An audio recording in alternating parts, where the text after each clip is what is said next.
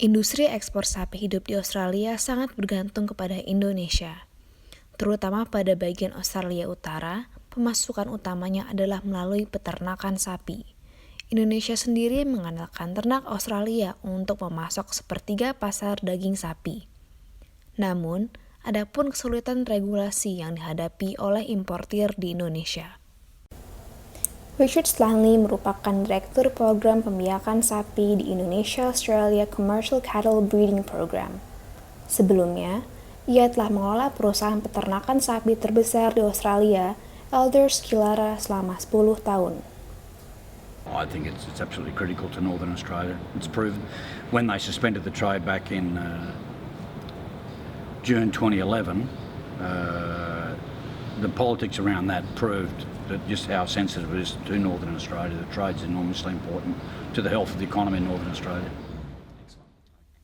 Proses impor sapi hidup diawali dengan perusahaan penggemukan atau feedlot mengimpor sapi dari Australia.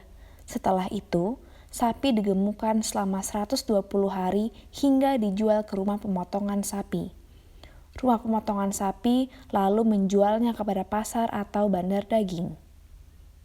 Saat ini, harga sapi lokal maupun impor sedang melonjak secara signifikan.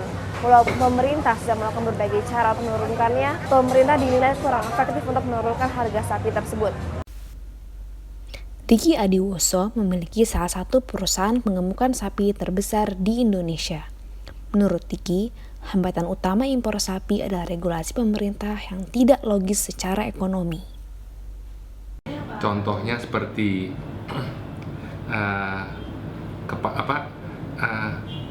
pada awalnya ada sistem kuota sistem, dan itu sendiri akhirnya membuat adanya kekurangan pasokan di pasar sehingga harga itu naik, dan kemudian disalahkan adalah kami sebagai feedlotter produsen ini yang menaikkan harga, padahal sebenarnya yang terjadi adalah hukum supply demand sendiri. Dengan regulasi yang kontradiktif, ada pun usaha lain pemerintah untuk menurunkan harga daging sapi menjadi Rp80.000 dari Rp150.000 per kilogram.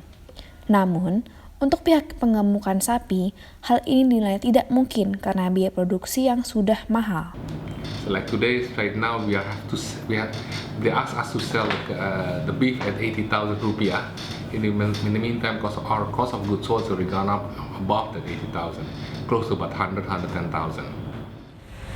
Ada pena berkembang bahwa pemerintah akan gagal untuk mencapai target untuk menurunkan harga daging sapi, terutama jika isu di rantai pasokan tidak diselesaikan.